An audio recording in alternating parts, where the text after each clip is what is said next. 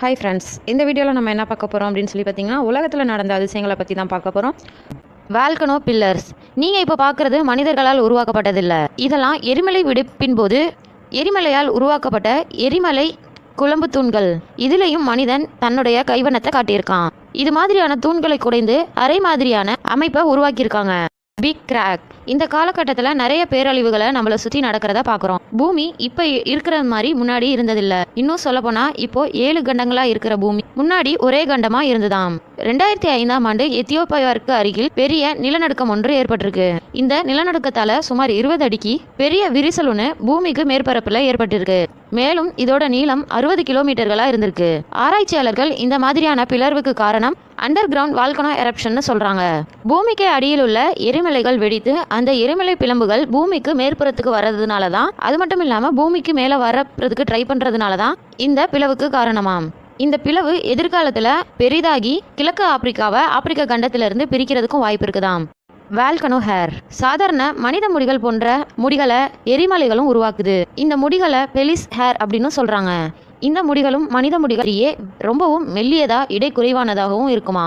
Hawaii, Iceland, Norway மாதிரியான எரிமலைகள் நிறைந்த நாடுகளில் இந்த மாதிரியான எரிமலை முடிகள் அதிகம் கிடைக்குமாம். எரிமலை வெடிச்சு வரும்போது அந்த லாவால இரும்பு, ஃபைபர், கண்ணாடி மாதிரியான பொருட்களும் உருகி வெளிவருமாம்.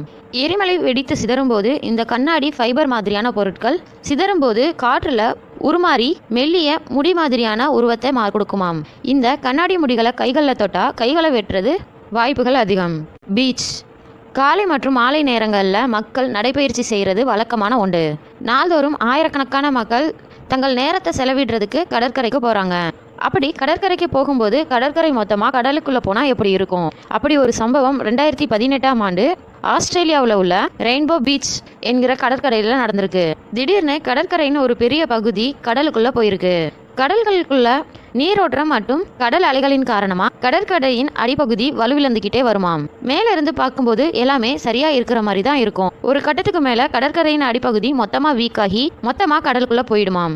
ரெயின்போ பீச்சில் நடந்த இந்த சம்பவத்துக்கு அப்புறமா அந்த கடற்கரையில யாரும் அனுமதிக்கப்படலையாம். ஸ்டோன்ஸ். கற்களை ஒன்றன் மேல் ஒன்றை அடுக்கி நிற்க வைக்கிறத பல வீடியோக்கெல்லாம் பார்த்துருப்பீங்க. இயற்கையாகவே இது மாதிரியான சில கலைகளை உருவாக்கியிருக்கு. இதுதான் கொலராடோவில் இருக்க 290 வருடங்கள் பழமையான சிவப்பு சுண்ணாம்புக்கல் பாறை.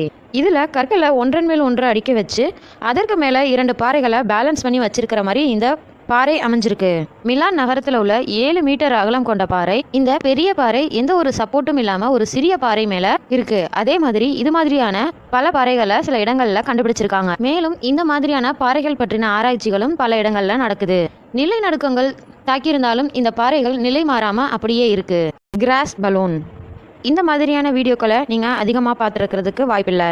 இந்த வீடியோவை பார்க்கும்போது தரைக்குள்ள யாரேனும் தண்ணியை நிரப்பி வச்சிருக்கிறது மாதிரி தெரியலாம். அதிகமான மழைப்பொழிவு நிகழும் போது இந்த மாதிரியே நடக்கிறதுக்கு வாய்ப்பு இருக்கு. இந்த நிகழ்வை நான் பபிள்னு சொல்றாங்க. அதிகமான மழை பொழியும் போது தண்ணீர் புல்லுக்கு அடியில் உள்ள முதல் லேயருக்குள்ளே போகுது. அங்கிருந்து தரையோட 2வது லேயருக்கு போகுது. ஆனால் சில நேரங்களில் மழைநீர் 2வது லேயர்லேயே தங்கிடுமா. அதிகமான தண்ணீர் தேங்கும் போது தரையின் மேற்பரப்பு சற்று உப்பி பெரிதாகி பலூன் போல காட்சியளிக்குமாம். இந்த மாதிரியான நிகழ்வுகள் கோல்ஃப் மைதானத்தில் அடிக்கடி நடக்குமாம். Ice Rome. உலக நாடுகளில் பனிப்பொழிவுங்கிறது ஒரு சாதாரண ஒரு விஷயம்தான். அங்கே உள்ள மக்கள் இந்த மாதிரியான நிலைமைக்கு பழக்கப்பட்டிருப்பாங்க. அதே மாதிரி அவங்க வீடுகள்லையும் அவங்க வீட்டு கார்கள்லையும் பனி படர்ந்துருக்கிறத நீக்கிறது அவங்களுக்கு பழக்கப்பட்ட விஷயம்தான். ஆனால் பல பகுதிகளில் ஐஸ்ட்ரோம்ங்கிற பனிப்பொழிவு நிறைய பகுதிகளை தாக்குறது வழக்கமான விஷயம்தான். சாதாரண பனிப்பொழிவை காட்டிலும் இந்த மாதிரியான ஐஸ்ட்ரோம்ங்கிறது ரொம்பவே ஆபத்தானதாக கருதப்படுது. இங்கே ஐஸ்ட்ரோமால பாதிக்கப்பட்ட ஒரு காரை இங்கே பார்க்கலாம். இங்கே ஒரு கார் மேலே ஐஸ் கட்டி ஒரு அடுக்கு அப்படியே உறைந்த நிலையில் இருக்கு. அதை இந்த நபர் சுத்தியலால் உடைக்கிறாரு. கார் மேலே உறைந்த இந்த பனி துகள்களை நீக்கிறது மாதிரி ஈஸியானது இல்லை. இந்த மாதிரியான ஐஸ்ட்ரோம் நிகழும் நேரங்களில் மக்கள் வீடுகளுக்குள்ளேயே இருக்க அறிவுறுத்துறாங்க. நீங்க இப்ப பார்த்துட்டு இருக்கிறது வெள்ளப்பெருக்கு மாதிரி இருந்தாலும் ஆனா இது உண்மையிலே வெள்ளப்பெருக்கு கிடையாது. கொஞ்சம் தண்ணீரோட சேர்ந்து புழுதி, கல், மரக்கட்டைகள் எல்லாம் சேர்ந்து, அது மட்டும் இல்லாம மண், மரக்கிளைகள் இது எல்லாமே சேர்ந்து தண்ணி மாதிரி ஓடுற காட்சியை தான் இப்ப நீங்க பாத்துக்கிட்டு இருக்கீங்க. இத ஃபிளாட் ஃப்ளட்னு சொல்லிட்டு சொல்றாங்க. பல வருடமா மழை இல்லாம காஞ்சு போன ஆற்றுப்படுகையில திடீர்னு வெள்ளம் வரும்போது அங்க படிமமா கடந்த கல்லு, மண்ணு, மரக்கிளைகள், பாறைகள் எல்லாம் சேர்ந்து அந்த வழி ஆற்றுப்படுகையில வர வெள்ளம் வந்து அந்த மரக்கிளைகள் எல்லாத்தையும் சேர்த்து அடிச்சுக்கிட்டு வருமா. சாதாரண வெள்ளப்பெருக்க காட்டிலும் இந்த மாதிரியான ஃபிளாஷ் ஃப்ளட் வந்து ரொம்பவே ஆபத்தானதுன்னு சொல்றாங்க. என்ன காரணம் அப்படின்னு சொல்லி பார்த்தோன்னா அந்த பாறைகள், கற்கள், விறகுகள், மரக்கிளைகள் இதுதான் ரொம்பவே ஆபத்து நிறைந்ததா இருக்கு. Walking on water. இந்த பதிவு மும்பையில் உள்ள ஒரு பிரபலமான தற்கால எடுக்கப்பட்டது. முதல்ல இந்த வீடியோ நம்ம பார்க்கும்போது 2 பேர் தண்ணிக்கு மேல நடக்கிறது மாதிரி தோணலாம். ஆனா இவங்க உண்மையிலேயே கினரா மற்றும் தர்காவா இணைக்கும் சாலையில தான் நடந்து போய்கிட்டு இருக்காங்க. கடல்ல அதிகப்படியான அலை அடிக்கும் போது இந்த சாலை கடலுக்குள்ள மறைஞ்சு போயிருது. அதனால சாலையில நடக்கிறது கடல்ல நடக்கிறது மாதிரி, அதாவது தண்ணியில நடக்கிற மாதிரி நமக்கு தோணுது. Construction site.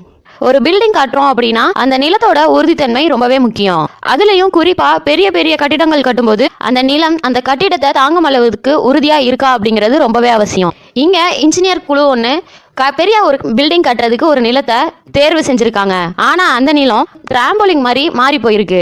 இந்த நிலம் எதனால இப்படி ஆச்சு அப்படிங்கிறது யாருக்குமே இன்னும் புரியல. ஃபர்ஸ்ட் அடியில தண்ணி இருக்கிறதுனால, அதாவது அந்த நிலத்துக்கு அடியில தண்ணி இருக்கிறதுனால